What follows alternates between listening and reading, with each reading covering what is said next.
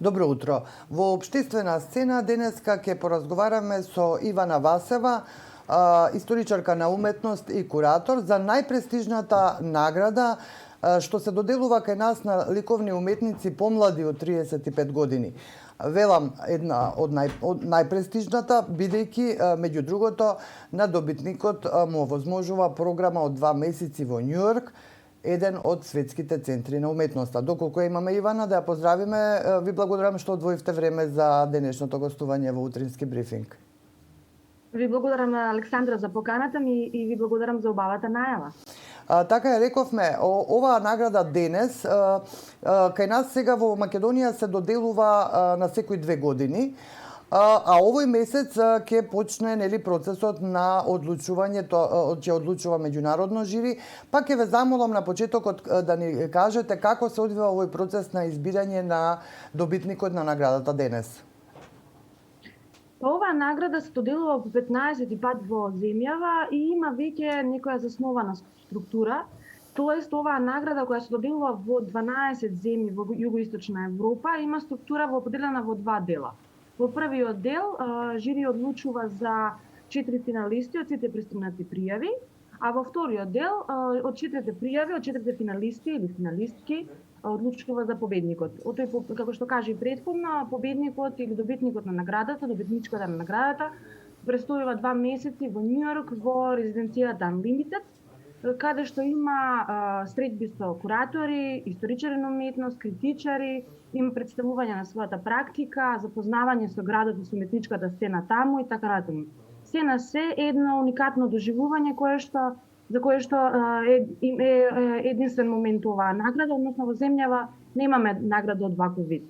Така е, организацијата Факултет за работи што не се учат и Центарот за современи уметности во Скопје се всушност организатори на доделувањето на оваа награда, на сите активности што ви престојат.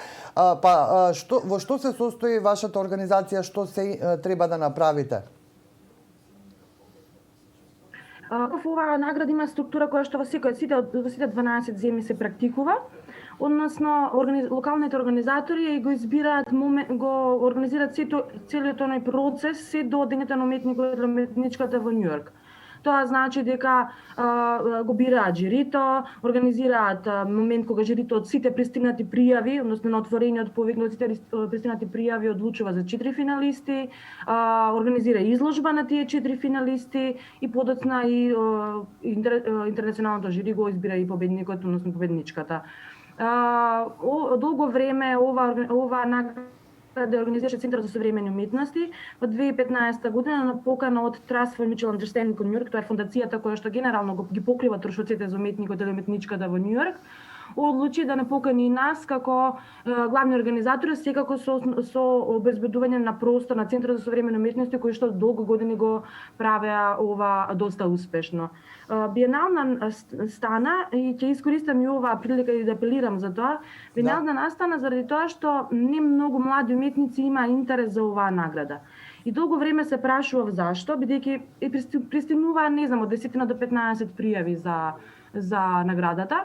И се прашував долго време зашто, и една од причините кои што ги утврдивме и кои што ги слушнавме од младите уметници е дека им ја чувствуваат притисок, но едновремено и страв да се споредат својата пракса со другите уметници. Односно и дека идењето во Њујорк генерално ќе доби уметник кој што има некаков мултидисциплинарен пристап во својата практика. Тоа не е случај. Ние исто така ги прифаќаме сите различни видови на уметнички изразувања, така да би апелирала понатаму младите уметници обавезно да пристапат кон аплицирање за оваа награда, бидејќи не е само она што го нуди нашата организација, не е само таа награда од престој во Њујорк, туку исто така се обидуваме да направиме и уметнички резиденции во другите земји, во други земји во Европа за уметници кои што не ја добиле наградата, но исто така ги вклучуваме и во други програми.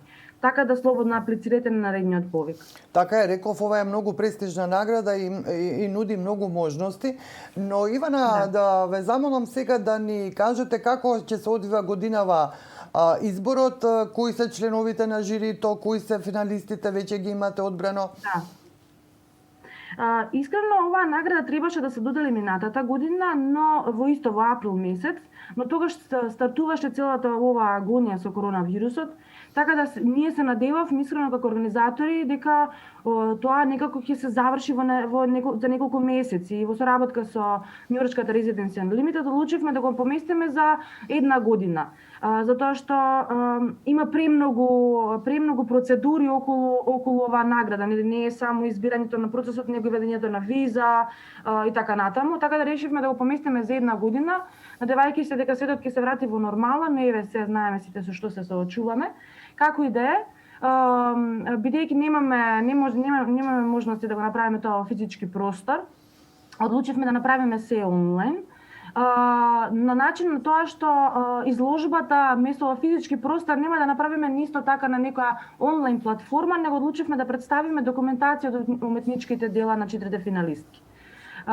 Исто така морам да напоменам дека и годинава, како изминатите 2-3 години, се финалистки, односно жени уметнички кои што се борат за оваа награда. И во оваа прилика ќе ги споменам Ана Јовановска, Ана Лазаревска, Елена Чемирска и Симона Манчева. Доста млади, но доста успешни уметнички, секој со свој различен уметнички пристап во својата практика и навистина интересни авторки, кои што генерално создадоа своји дела и се одлучивме да ги снимат тие во просторот и после тоа да се прикажат како документација која што жирито ќе може да ги види и да одлучи. Но не е само тоа. Односно жирито одлучува и врз основа на разговор со секоја финалистка посебно. Во минатата практика тоа се правеше во затворен круг, односно секоја финалистка имаше посебна средба со жирито.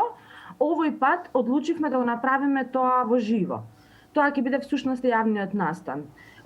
И ова баш го разговаравме со финалистките кои што изјавија дека досега немале многу можности да зборуваат за она што го работат и не се многу, да речеме, вични во оваа работа, но сепак баш зборувавме, се обидувавме заедно да го изградиме концептот и одлучивме дека ќе го правиме ова во живо. Така да на 21 април ќе споделиме еден линк каде што ќе бидат представени сите 4 дела на новите финалистки, а на 28 од 18 часот на платформата Zoom ќе можат финалистките заедно со интернационалното жири да разговарат за својата практика. Жирито е составено од тројцата претходни кои што учествуваа во првиот круг, а тоа е секогаш последниот добитник на наградата, во случај Верица Ковачевска. Потоа Алберт Хета, кој што е уметник и куратор и кој што поседува една од најдобрите организации во регионот Стацион Центарот за современи уметности, и Билјана Тануровска Ќулавковски, кураторка во делот на изведувачки уметности и председателка и директорка на Локомотива Центар за современи уметности во уметноста и културата. На ова жири се приклучуваат уште двајца нови.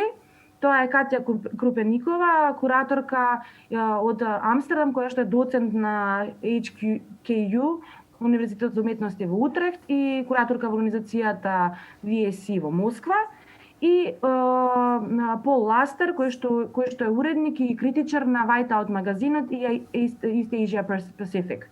Така да, 4 финалистки со ова 5-члено жири ќе има разговор за својата практика и по завршувањето на настанот жирито ќе има можност да поразговара интерно за добитникот. Наредниот ден се надеваме дека ќе се обидеме да го споделиме веста со јавноста за тоа која е победничката, односно добитничката на наградата, и се надевам секоја година имаме и некакви реакции од другите финалистки, разбирливо нормално, секој се надева дека ќе добие наградата, но се надевам дека оваа година нема да се чувствуваат потиштено, него туку дека ветуваме некако организација, дека ќе се обидеме и другите финалистки да ги вклучиме во нашите активности или во некои активности на нашите партнери.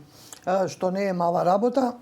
Веќе рековме 12 држави се во оваа мрежа на награди. Во секоја држава наградите се поинаку насловени. Можеш ли да ми објасниш, да ни објасниш за тоа како во другите држави тоа се одвива на крајот на овој разговор? Добро, Александра, спомнав дека генерално е сличната структура, но и вез разговараме, бидејќи како мрежа сме многу активни и секоја година имаме средба во некоја од земјите кои што ја спроведуваат оваа награда. Требаше оваа година, минатата година да бидеме во Софија, но исто така и тоа се одложи. Разговараме сега со Чешка, односно со организаторите на тамошната награда која што се вика Идрих Челпецки, да се обидеме некако да трансформираме оваа награда, односно да не биде само еден добитник. Некако се чувствуваме и ние како организација се чувствуваме дека еден само од целата сцена која што има потреба од поврзување интернационално и представување на својата практика, дека само еден или една да добие не прави голема разлика.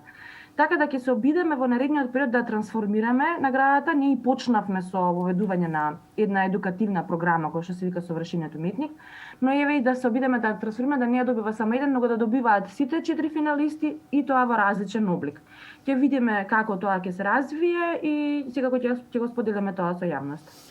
Ивана Васева, историчарка на уметност и кураторка, многу ви благодарам за овој краток бриф за тоа што значи оваа престижна награда за младите ликовни уметници. Се надевам ќе се слушнеме пак со добри вести. Ви благодарам за овој разговор.